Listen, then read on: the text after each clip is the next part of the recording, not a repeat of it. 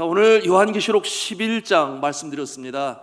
교회가 핍박을 당하고 환난 날에 의인이 순교를 당하고 이와 같은 내용들이 아주 명료하게 오늘 11장 말씀에 기록이 되어 있어요. 여러분, 오늘날 우리는 알아는 이 종교의 자유가 있기 때문에 교회가 핍박을 당한다, 또한 세례를 주는 자가 어려움을 겪는다, 그런 일에 대해서는 이제는 조금 감이 없어요. 물론 우리의 어르신들은 일제시대를 경험하신 분들은 그것을 알죠. 또는 북에서 탈북을 하여 이 땅에 온 하나님의 사람들 중에는 그 어려움을 알아요. 그러나 우리는 잘 몰라요. 그러나 우리나라에도 그와 같은 때가 있었음을 우리가 일제 강점기의 모습을 통해서 합니다. 여러분, 3.1 만세운동이 끝난 다음에 얼마 되지 않아서 1919년 4월 15일이에요. 만세운동이 일어났었던 곳 중에 경기도 수원군 향남면 제암리에서 만세운동이 일어났고, 여러분 제암리 교회 사건 아시잖아요. 그래서 일본 군대가 가만히 있지를 아니했습니다. 일본의 아리따 부대라고 그랬어요.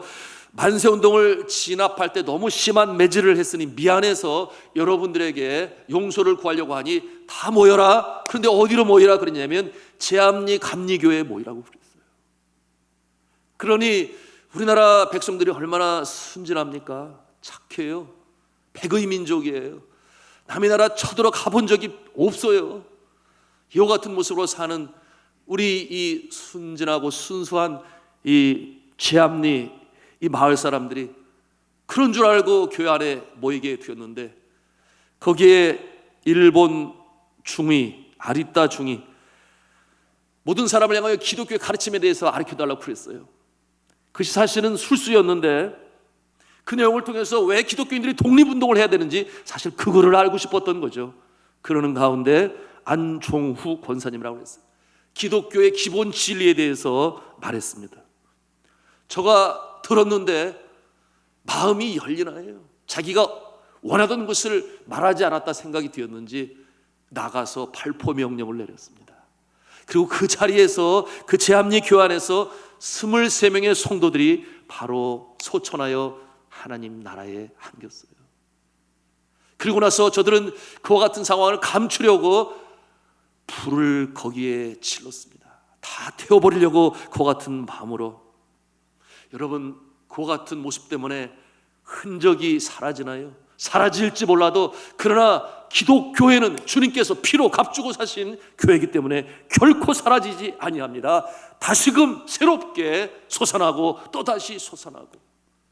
여러분, 지금도 제암리 교회는 건재합니다.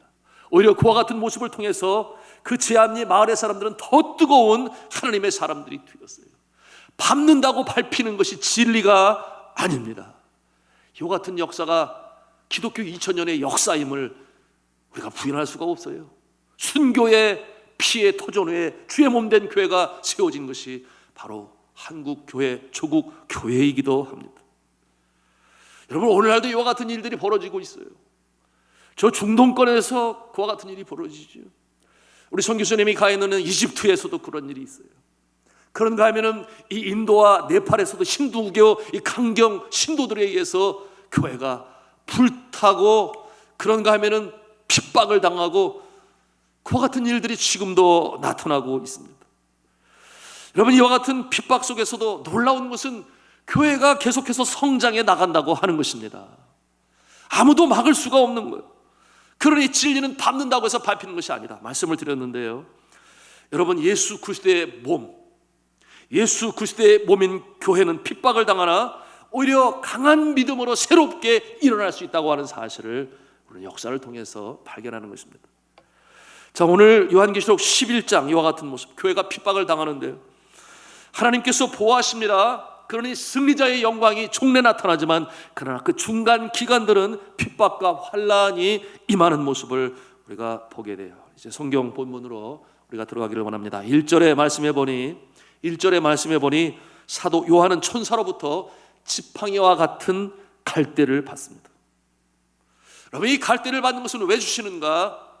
하나님의 성전과 제단 그 안에서 경배하는 자들, 그들을 측량하기 위하여 이 갈대를 주셨다 그랬어요. 그러니 이 갈대는 측량하기 위한 것인데 구별하고 보호하기 위하여 그와 같은 잣대를 주신 것입니다. 영적인 의미가 있는 거죠. 여러분, 말세에 핍박이 있습니다. 그 핍박은 과거나 그 시대가 소아시아 7교회 장차 다가올 환난, 그런 건 우리 역사 속에 지나간 날도 속에 있고 지금도 선교지에 있고 그리고 앞날도 있을 것입니다. 불완전한 이 시대의 모습, 영적 전투는 끝나지 않아요. 주님이 오실 때 비로소 영화의 단계로 접어들게 되는 것인데 그 전까지는 그와 같은 모습이 그치지 아니합니다. 그러나 분명한 것은 그 환난 가운데서도 하나님께서 친히 보호하시고 주의 몸된 교회를 지키신다. 믿습니까? 그와 같은 내용으로 오늘 말씀하고 있어요. 2절에 보니까 성전 바깥 마당에 대해서 말씀을 하는데 측량하지 말고 그냥 내버려 두라, 그렇게 말씀하세요. 성전 바깥 마당은 예루살렘 성전 바깥에 있는 뜰인데 이방인의 뜰이라고 그래요. 이것은 상징적으로 하나님을 경외하지 않는 자들, 그와 같은 자들을 향하여 하시는 말씀이에요. 구분을 줘요. 성전 밖에 있는 자들은 믿지 아니하는 자들이다, 그렇게 한마디로 말할 수 있겠습니다. 여러분, 이 세상에 사람들이 그렇게 구분이 될 것입니다. 언제 환란이 닥쳐올 때마다 구분이 돼요. 전쟁이 터지면 금방 알 수 있어요. 평소에는 모른다 그랬어요. 누가 빨갱이인지, 누가 정말 자유 대한민국을 좋아하는지 6.25 전쟁 나기 전에는 몰랐다 그랬어요. 막상 전쟁이 터지고 나니 전혀 엉뚱한 사람이 완장을 차고 큰 소리 치면서 지주들을 잡아들이고 이와 같은 모습들이 나타난다 그랬는데, 이와 같은 모습을 하나의 일맥상통하는 모습으로 환란이 없을 때는 정말 믿음이 있는 자인지 알 수가 없으나, 그러나 환란이 닥쳐오고 핍박이 닥쳐오고 박해가 닥쳐올 때 믿음 있는 자는 그 믿음을 드러냅니다. 그러나 믿음이 연약한 자는 숨어버리든지 부인을 하든지 내가 살고 봐야 되니 도망치든지 그와 같은 모습이 나타나는 것입니다. 그것이 오늘 요한계시록 11장을 통해 우리에게 보여주는 것입니다. 어떠한 핍박이 나타나는가? 우리 2절 후반부에 보니 뭐라고 그랬는가 하면 그들이 거룩한 성을 며칠 동안? 42달 동안 짓밟으리라. 42달 동안 짓밟으리라. 이 환난과 핍박이 나타나게 되는 것입니다. 여러분, 왜 하필이면 또 42달일까? 이 숫자가 상징하고 의미하는 바가 요한계시록에는 많이 등장을 해요. 여러분, 이 42달을 셈하게 되면 며칠이 되는 줄 아십니까? 셈이 빠른 사람은 금방 1260일이 됩니다. 3절에 명시되고 있어요. 이 숫자가 3절에 보니까 뭐라고 기록하고 있습니까? 1260일을 예언하리라 그랬어요.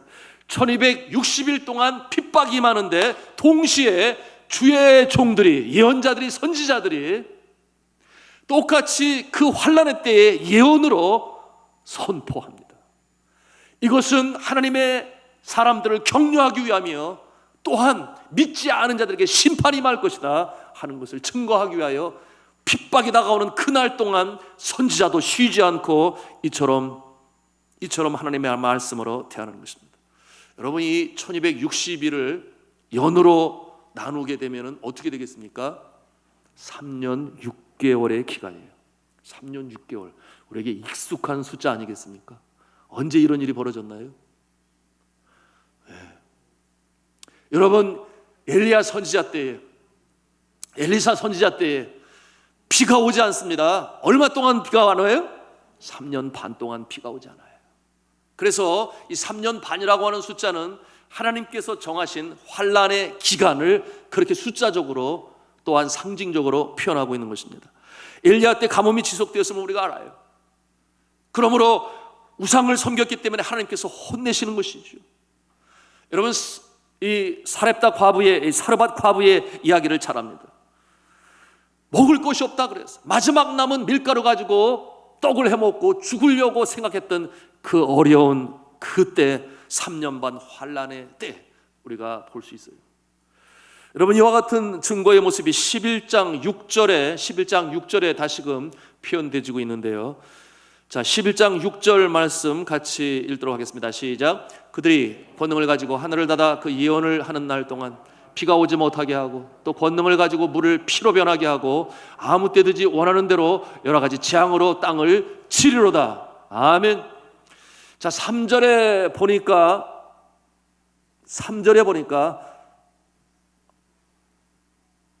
2절 후반부에 보니까 뭐라고 나와 있는가 하면,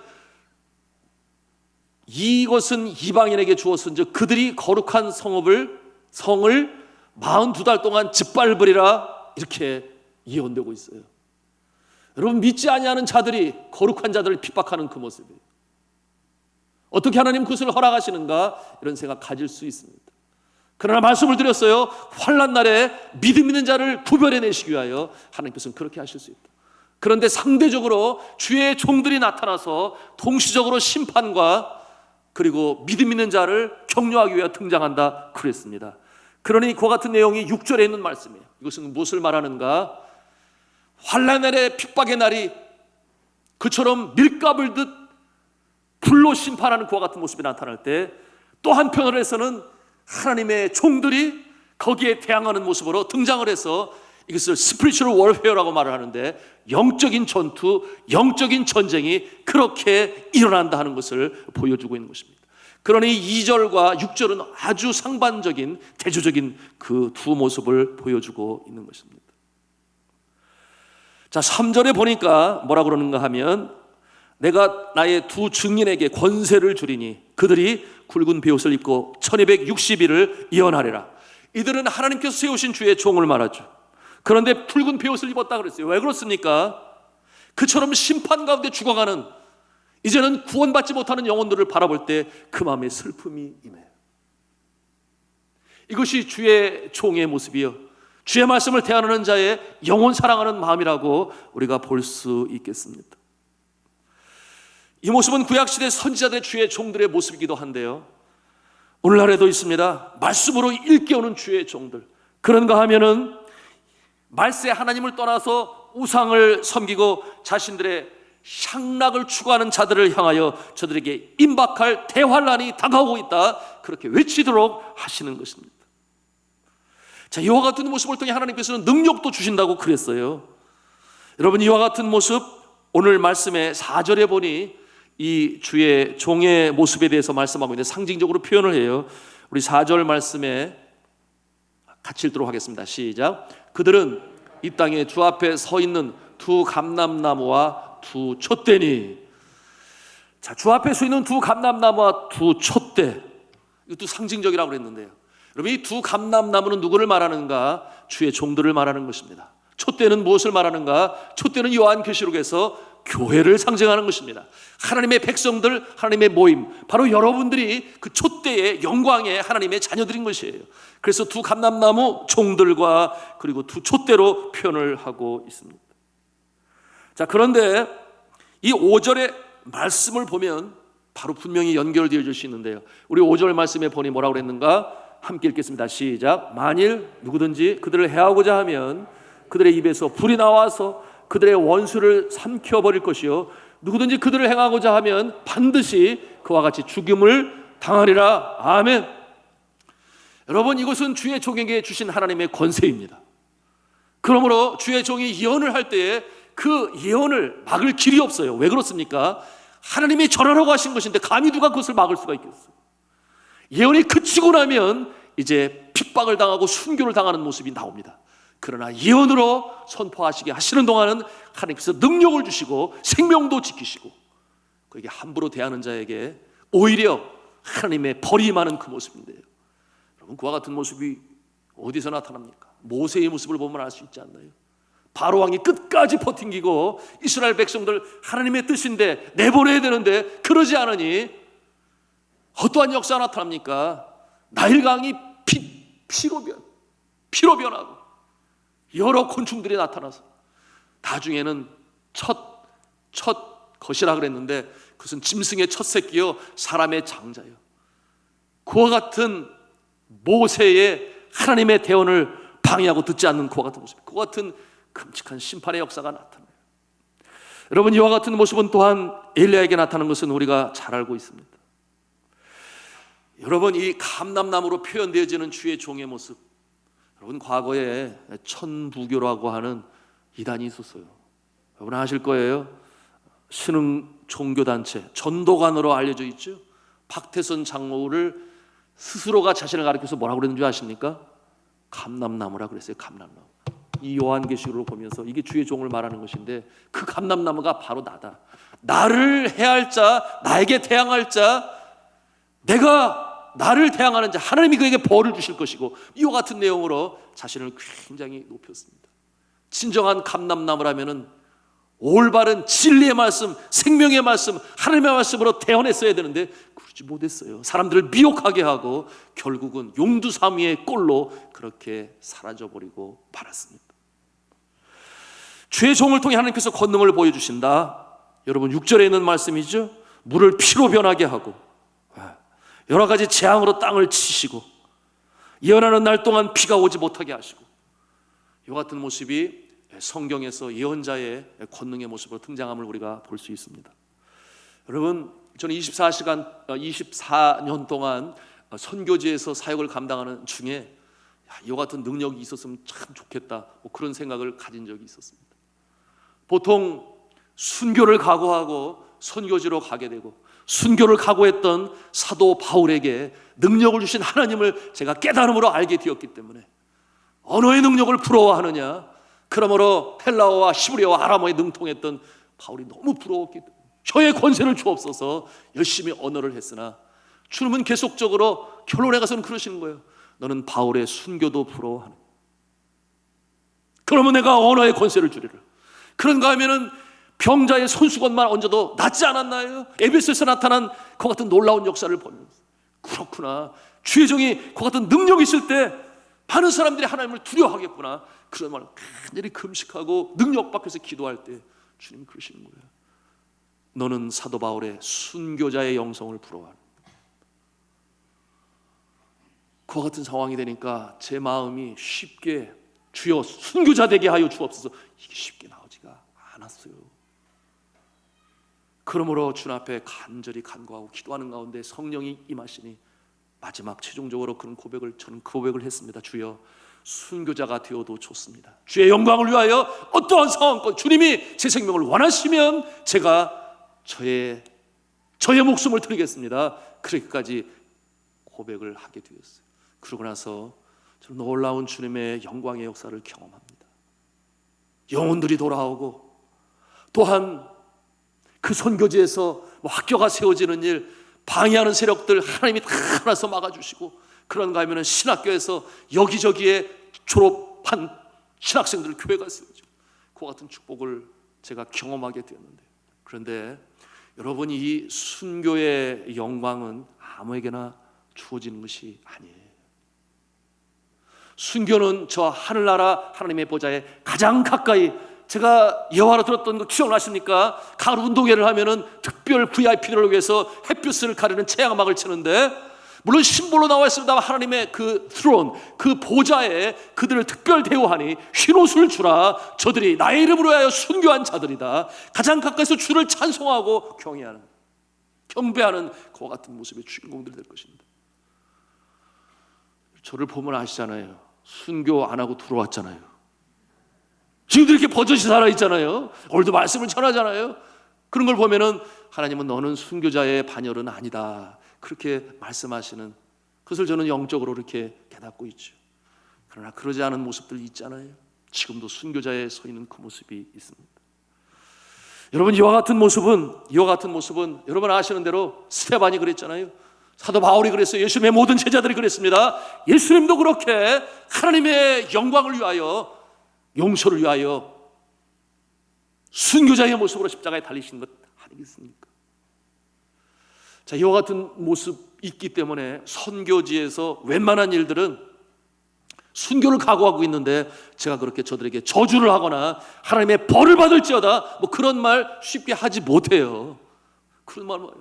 차라리 내가 죽지, 이런 마음으로 지고 손해보고 져주고, 그런데 나중에 시간이 들어보면 하나님의 영광이 나타나고, 여러분이 그렇게 찬송하지 않았나요? 살아도 주를 위하여, 죽어도 주를 위하여, 마지막 영광이 나타날 때까지 하는 그런 모습이 맞아요. 그런데 한 번은 제가 정말 그런 적이 있어요. 뭐냐면 너무 제 마음에 제가 그래도 착하지 않아요? 그런데 착할 수가 없더라고. 그 상황이. 그 어떤 상황이었는가 하면 저희 그 가왕 마을에 라이블리후드 프로젝트로 뭐 바나나도 심고 망고나무도 심고 뭐 양계장도 하고 빵 공장도 만들고 뭐 염소농장 많이 했잖아요. 자, 먹을 것으로 주어야 복음으로 또 마음을 열겠다. 그래서 저들에게 빵이 복음이구나. 제가 전에도 말씀으로 나누는데요.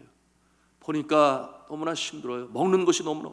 그래서 초지가 2헥타르면은 6,000평이 넘습니다. 상당히 넘죠. 6,000평이 넘어요. 그런데 그것이 화산 폭발로 인해서 폭우가 내리고 화산재가 흘러내리니 그 재가 그쪽 논을 완전히 다 뒤덮어버렸어요. 그러니 그 땅 주인이 농사를 짓지를 못해요. 그러니 놀고 있는 거예요. 그런데 시간이 지나면서 물이 자꾸 흘러가면서 풀이 잘 자라더라고요. 제가 이렇게 보니까 저거 놀고 있는데 개간해서 벼농사하면 참 좋겠다. 그런 마음을 가지고 저희 경기도 화성군 송사면 신천리 거기 우리 신천 성결교회가 있어요. 장로님들이 다녀가셔가지고 경운기 좀 사주세요. 그랬더니 경운기가 왔어요. 그래서 경운기를 가지고 그 초지를 개간을 했습니다. 정말 열심히 개간을 해가지고 이게 모래가 되니까 여러분 뭐 심어 보셨어요? 네, 심어봤어요. 저도 심어봤는데 이렇게 하여튼 이렇게 해가지고 집어넣어야 되잖아요. 지금은 뭐 이항기로 다 한다고 그러는데 하여튼 해서 했는데 이 손이 들어가지가 않는 거예요. 왜? 그게 모래고 화산재인데 그게 들어가요. 그러니 꼬챙이를 가지고 찍어가지고 집어넣고 탑고 꼬챙이로 집어서 이렇게 해가지고 그 2헥타르 되는 곳에 벼를 심었잖아요. 그리고 여러분이 필리핀은 많게는 3모작 적게는 2모작인데 첫 번째 농사가 되었는데 별로 수확이 없었어요. 그래도 조금씩 열리는 모습을 보면서 그래 다음에는 될 거야. 왜냐하면 우리가 3년을 계약을 했거든요. 우리가 이것을 개간해주고 3년 농사는 우리가 먹는다. 그래서 두 번째 농사를 짓게 되니 추수가 많이 나와가지고 추수감사주를 그날 지냈어요. 그때까지 기다릴 필요 없다. 우리가 그래서 벽가마니를 교회 강단에 올려놓고 감사와 기쁨으로 하고 우리 성도들과 나누게 되었는데 이 못된 주인이 이제 우리가 농사로 풍년으로 거둬들였다 하는 내용을 듣고서는 갑자기 마음이 바뀌어가지고 그 땅을 도로 내놓으라는 거예요. 싸워야 돼요, 말아야 돼요? 싸워야 되죠? 근데 참 쉽지가 않더라고. 이게 선교사의 모습이기 때문에 그거 가지고 또 붙어야 되느냐, 뭐 고발 들어가야 되느냐. 그래서 어떡하냐. 하나님이 또 다른 열기를 주시겠지. 그래서 주었는데 그곳으로 집차를 차고 지나갈 때마다 마음이 너무 아픈 거예요. 저걸 어떻게 개간을 했는데. 그러면서 제 마음이 이런 생각이 들어요. 하나님 좀 혼 좀 내주세요. 하나님 혼 좀 내주세요. 하나님 혼 좀 내주세요. 그러면 안 되는데. 그래서 하나님 혼 좀 내주세요. 그러면서 그곳을 지나다녔는데 그 해의 비가 엄청 내린 거예요. 26년 만에 폭우가 쏟아지기 시작합니다. 세상에 그 비가 얼마나 내렸는지 저희도 뭐 홍수 피해 저희 뭐 배 타고 가서 뭐 그런 하여튼 일도 있었습니다만은 그 26년의 폭우가 오니까 그 산 위에 여전히 남아 있었던 화산재가 돌들이 굴러가지고 2헥타르를 채우기 시작하는 거예요. 계속 채우는 거예요. 그래서 제가 그걸 볼 때 기뻐요, 안 기뻐요? 이야, 놀랍다, 놀라워. 위에 풀 하나도 안 남게 사거리 덮어버렸어요. 그러니 그 주인이 그 모습을 보면서 우리한테 와서 다시 개간해달라는 말이 나와요, 안 나와요? 제가 그 모습을 보면서 하나님이 좀 혼 좀 내주시라는데 엄청나게 혼을 내주시더라고요. 오늘 성경 말씀에 그와 같은 모습이 나오는 것입니다. 하나님의 종의 말을 태어나는 자를 핍박을 하고 박해를 하니 하나님께서 그냥 내버려 두시지 아니하신다, 그런 모습인데요. 벌써 4시 15분이네 11장 갈 일이 많은데 우리가 한 가지 또 알고 지나갈 부분이 있습니다. 무슨 뭐냐 하면 자, 여기 이런 모습이 있어요. 이제 예언이 맞춰지게 되니 그것이 어디에 있습니까? 7절의 말씀인데요. 같이 읽도록 하겠습니다. 시작. 그들이 그 증언을 마칠 때에 무적행으로부터 올라오는 짐승이 그들과 더불어 전쟁을 일으켜 그들을 이기고 그들을 죽일 터인즉. 너무나 안타까운 이 말씀을 묵사한테 너무나 마음이 아팠어요. 무적행으로부터 올라오는 짐승이 그들과 더불어 전쟁을 일으켜 그들을 이기고 그들을 죽일 터인즉. 이제 예언으로 사명을 마친 자에게 이와 같은 순교의 일이 시작이 돼요. 그들이 죽어요. 오늘날 순교자의 반열에 있는 자들이 그런 모습 아니겠습니까? 그들의 가족은 또 얼마나 힘들겠습니까? 멀리 있는 것도 아니에요. 가까운 북한에서도 그와 같은 일이 지금도 벌어지고 있어요. 선교지에서 그와 같은 일이 일어나고 있어요. 여러분들은 그런 생각할 거예요. 하나님 그래도 살려주셔야지 어떻게 그렇게 죽게 내버려 둡니까? 그런 생각 가질 수 있어요. 그러나 초두의 말씀을 드렸습니다. 기독교의 역사는 이처럼 환난과 핍박 중에서도 믿음을 지키는 자들의 모습을 통하여, 환난이 있었으나 그처럼 제압내기와 같은 사건도 있었으나 그 다음에 더 큰 믿음으로 성장하는 모습으로 보여주시는데, 여러분 순교 당한 자들은 가장 영광된 자리로 간다고 그랬으니, 우리 인생이 길어야 100년 남짓한 나그네 인생으로 살아가지만 정말 천국을 믿는다면, 영혼을 믿는다면 이것은 아무것도 아닌 것이에요. 그러니 선교사들이 그와 같은 다짐을 하고, 주여 순교자가 되더라도 내 생명을 바쳐 주를 사랑하겠나이다 하는 것 아니겠습니까? 그런데 이와 같은 죽임 속에서 어떤 역사가 나타납니까? 그 다음에 이어지는 말씀을 보도록 하겠습니다. 자, 8절 말씀 또 읽겠습니다. 시작. 그들의 시체가 큰 성길에 있으리니 그 성은 영적으로 하면 소돔이라고도 하고 애굽이라고도 하니 곧 그들의 주께서 십자가에 못 박히신 곳이라. 예수 그리스도의 십자가가 언급되지 않아요? 그 골고다 언덕을 말씀하고 있습니다. 용서의 자리요, 승리의 자리. 그러나 핍박이 있었던 그곳, 마침내 나타날 영광을 미리 이렇게 보여주고 계신데요. 여러분 그 다음에 뭐라고 하는가 보니 9절 말씀 읽겠습니다. 시작. 백성들과 족속과 방언과 나라 중에서 사람들이 그 시체를 사흘 반 동안을 두며 무덤에 장사하지 못하게 하려로다. 왜 무덤에 장사하지 못하게 할까요? 그와 같은 모습을 상상해 볼 때 파리들이 날라오고 새들이 날라와서 이렇게 주의 종들이 순교를 당하는데 왜 그대로 내버려 두느냐, 뭐 이런 생각을 우리도 갖지 않을 수가 없습니다. 그러나 거기에는 이유가 있는 것이죠. 그 다음에 10절 말씀을 읽겠습니다. 시작. 이 두 선지사 땅에 사는 자들을 괴롭게 한 거로 땅에 사는 자들이 그들의 죽음을 즐거워하고 기뻐하여 서로 예물을 보내리라 하더라. 악한 영적 싸움에서 저들이 이긴 것처럼, 누구예요? 이스라엘의 종교 지도자들, 로마 병정들, 이제 예수를 죽였으니 다 끝났다. 그러나 끝나지 아니했죠. 그 다음에 11절 말씀을 같이 읽겠습니다. 시작. 3일 반 후에 하나님께로부터 생기가 그들 속에 들어가며 그들이 발로 일어서니 구경하는 자들이 크게 두려워하더라. 12절. 하늘로부터 큰 음성이 있어 이리로 올라오라 함을 그들이 듣고 묵구름을 타고 하늘로 올라가니 그들의 원수들도 구경하더라. 그러면서 어떤 일이 나타나요? 지진이 나타나고 그 악한 자들이 완전히 지진에 죽게 되고, 그들이 7천이라 그들이 두려워하였다 그랬어요. 그것은 무엇을 보여주는 것입니까? 여러분 말세지 말에 하나님께서 사랑하시는 자, 사명을 감당하여 끝까지 생명까지 바친 자들을 하나님이 그냥 그렇게 비참하게 끝나게 하지 아니하시고, 오늘 말씀으로 바라볼 때는 바로 예수 그리스도의 부활체, 다시금 생명으로 살아나는 그 모습. 그러니 이와 같은 모습은 부활체의 모습이요, 말세지 말에 되어질 그와 같은 모습인데요, 이 선지자들이 다시금 신령한 부활체로 살아나게 되고 그 다음에는 어디로 올림을 받아요? 하늘로 올림을 받는다. 주의 선지자 엘리야가 병거 타고 하늘에 올라가는 그 같은 역사가 다시금 사람들이 보는 앞에서, 예수님께서 하늘에 승천하실 때 다른 많은 문도들이 보는 앞에서 가셨던 것처럼 그의 영광으로 하나님의 놀라운 영광의 역사를 보여주시고, 그리고 그들을 핍박하던 자들을 지진으로 완전히 멸망시키는 그와 같은 모습이 오늘 11장을 통해서 우리에게 주시는 것이니, 사랑하는 성도 여러분, 환난 가운데서도 믿음을 지키시기를 바랍니다. 왜 그런가 하면 하나님께서 책임져 주세요. 하나님께서 책임져 주세요. 이와 같은 모습은 우리의 삶 가운데도 나타나고 지금도 나타나고 있어요. 이와 같은 역병이 돌고 어려움 가운데 있으나 나는 믿음으로 나아가리라, 지키리라, 찬송하리라. 이와 같은 모습으로 나아가는 자예요. 또한 선교지에서도 마찬가지고, 또한 북녘 땅에서도 마찬가지고, 하나님은 결코 외면함이 없으셔서 그의 영광을 마침내 드러내신다. 이와 같은 마음을 가지고 신앙생활 해나가야 하겠습니다.